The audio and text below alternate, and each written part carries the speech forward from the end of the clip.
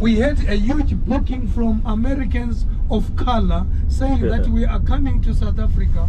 We don't want to have a white driver. We don't want to have a white guide. Yeah. That is where I got the opportunity to be trained as a tourist guide here in Gold Reef City. So I did in 1995. They came. That was the first time I held the microphone as, in a huge coach with about 30 people in a bus, and there were professors, doctors, teachers, nurses, you may name it. And since I was using the microphone talking to them, I never went to the university. And when I was explaining what I was explaining, they encouraged me until I have to go and study other provinces, because it was only to do this Gauteng, and the aim was to take us from here to go with us also to Kruger Park. But unfortunately, the last day when the group was to go to Kruger Park, there was no black driver, no black guide. No. Then they asked, where are they?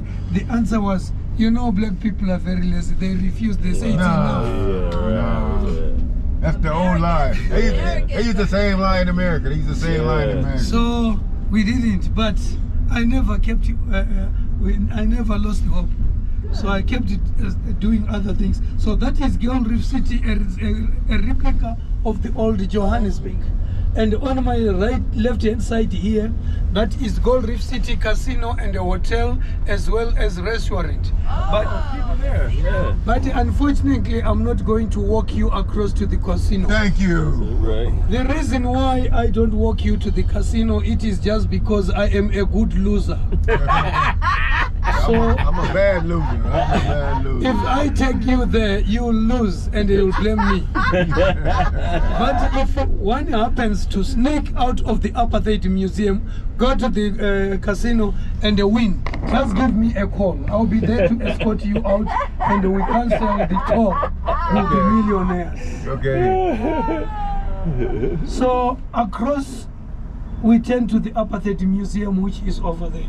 It's in the Gold Reef City. They share the same entrance. Okay. So you find to it that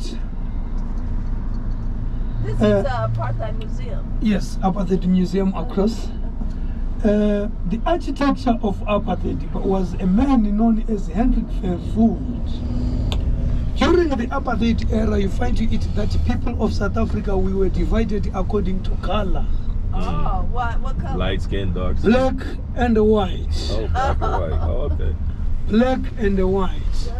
So you find to it that they were not going to say black.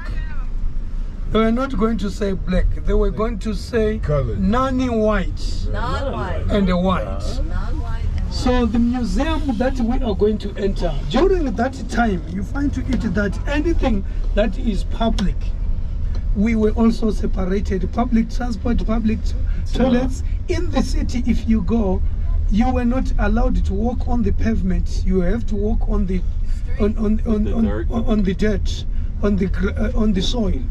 So there were some benches. You were not allowed to sit on the benches. What? So the benches were for the whites, and the whites, they could go wherever they want during that This is your time. country.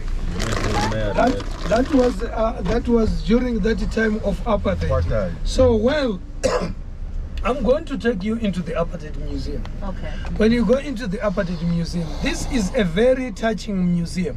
Okay. So you find to it that there is a lot to read, there is a lot to look at, there is a lot to listen.